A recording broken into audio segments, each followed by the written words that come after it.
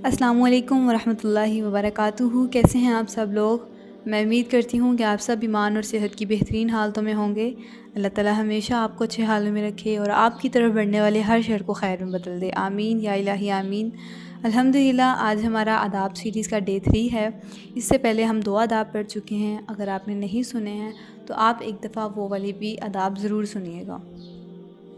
आज हम पढ़ने लगे हैं अल्लाह ताला की किताब का अदब। इससे पहले हमने अल्लाह ताला का अदब पढ़ा था, अब हम अल्लाह ताला की किताब का अदब पढ़ेंगे, यानी कि कुरान मजीद का अदब। रब्बि इश्रह ली सदरी व यस्सिर ली अमरी वहलुल उक़दतम मिन लिसानी यफ़क़हू क़ौली रब्बि ज़िदनी इल्मा अल्लाहुम्मा फ़क़्हिना फ़िद्दीन। आमीन या इलाही आमीन। हम लोग जितना भी पढ़े हैं, चाहे वो थोड़ा हो, अल्लाह ताला हमें उस पर अमल करने की तौफ़ीक़ अता फ़रमाए। आमीन। अल्लाह ताला की किताब के अदब में सबसे पहले हम पढ़ेंगे कि इस किताब का अदब क्यों ज़रूरी है। इस किताब का अदब इसलिए भी ज़रूरी है क्योंकि ये अल्लाह ताला की आखिरी किताब है और ये एक ऐसी किताब है जिसके आसपास बातिल भटक भी नहीं सकता है।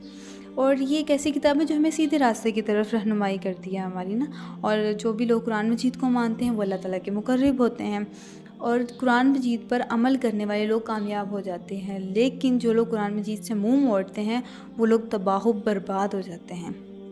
अल्लाह ताला ने कुरान मजीद के ज़रिए से बहुत सी कौमों को सर बुलंद किया है और बहुत सी कौमें ऐसी हैं जिन्हें अल्लाह ताला ने ज़लील और रुसवा किया है।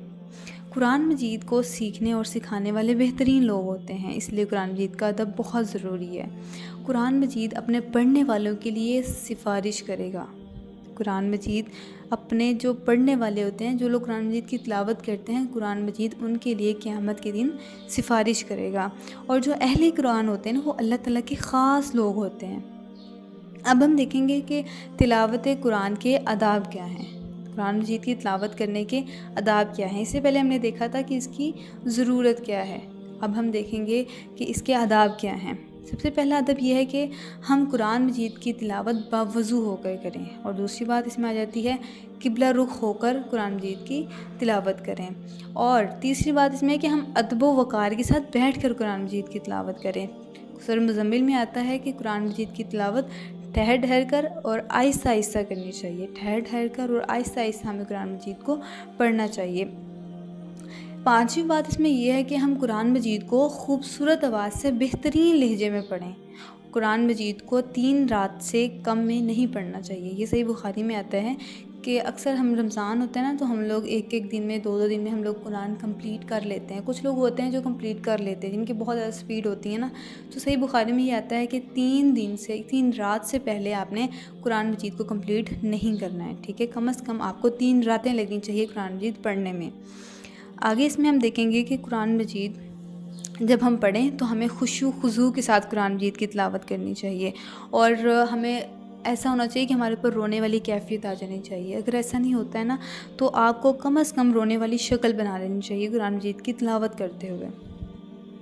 अगली बात इसमें यह है कि कुरान मजीद की तिलावत हमें किन सूरतों में आहिस्ता आहिस्ता करनी चाहिए, यानी कि आहिस्ता आवाज़ में हमें किन सूरतों में कुरान मजीद की तिलावत आहिस्ता आवाज़ में करनी चाहिए। पहली सूरत उसमें यह आ जाती है कि जब आपको दिखावे का ख़तरा हो, ठीक है, कहीं ये दिखावा ना बन जाए। और दूसरी सूरत यह है कि अगर कोई इंसान आपके पास नमाज़ पढ़ रहा है तो उसकी नमाज में डिस्टर्बेंस ना हो, इसके लिए आपको कुरान मजीद की तिलावत आहिस्ता आवाज़ में करनी चाहिए, ठीक है। तीसरी चीज़ इसमें ये आ जाती है कि किसी को सुनाने की ख्वाहिश हो, ठीक है। ये भी वो दिखावे वाली सूरत ही हो जाती है, ठीक हो गया। अगली बात इसमें ये आ जाती है, अच्छा ये कुरान मजीद का बहुत बड़ा अदब है, ठीक है, कि हम कुरान मजीद के जो मायने है और जो मफ़हूम है उसके ऊपर गौर व फ़िक्र करके उसकी तिलावत करें। क्योंकि अल्लाह ताला ने कुरान मजीद समझने और नसीहत हासिल करने के लिए नाज़िल किया है ना। तो हमें चाहिए कि जब हम कुरान मजीद पढ़ें तो हम उसके मायने पर, उसके मफ़हूम पर गौर व फ़िक्र भी करें। एक और बात है कि कुरान मजीद की तिलावत गाफिलों की तरह नहीं करनी चाहिए। आपको पता ही ना हो कि आप पढ़ क्या रहे हैं उसके अंदर। जैसे अब हम नमाज़ पढ़ते हैं, अल्हम्दुलिल्लाह बहुत से लोग हैं जो कि खुशू खुजू के साथ अल्हम्दुलिल्लाह नमाज़ पढ़ते हैं। लेकिन बहुत से लोग ऐसे होते हैं जिन्हें कुरान मजीद का तर्जुमा ही नहीं पता। तो जो खड़े होते हैं उन्हें पता ही नहीं, तो सिर्फ फातिहा में हम क्या पढ़ रहे हैं। वो नॉर्मली अल्हम्दुलिल्लाहि रब्बिल आलमीन अर्रहमानिर रहीम मालिकी यौमिद्दीन।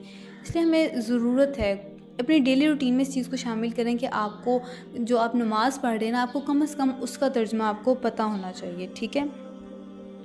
इसमें अगली बात आ जाती है कि जब आप कुरान मजीद की तिलावत करें तो आपको कोशिश करनी चाहिए कि आपके अंदर अल्लाह वाले जो होते हैं उनकी सिफ़ात पैदा हो जाएं। अल्हम्दुलिल्लाह हमारा ये टॉपिक भी कंप्लीट हो चुका है और आपने इसमें से कोई ना कोई चीज़ अपनी लाइफ में ज़रूर अप्लाई करनी है, ठीक है। अल्लाह ताला हमें तौफीक दे कि हम इसमें से कुछ ना कुछ अपनी लाइफ में ज़रूर अप्लाई करें और उसके ऊपर जमे रहें। आमीन या इलाही आमीन। सुब्हानकल्लाहुम्मा व बिहम्दिका नशहदु अल्ला इलाहा इल्ला अंता नस्तगफिरुका व नतूबु इलैक। अस्सलामु अलैकुम व रहमतुल्लाहि व बरकातुहू।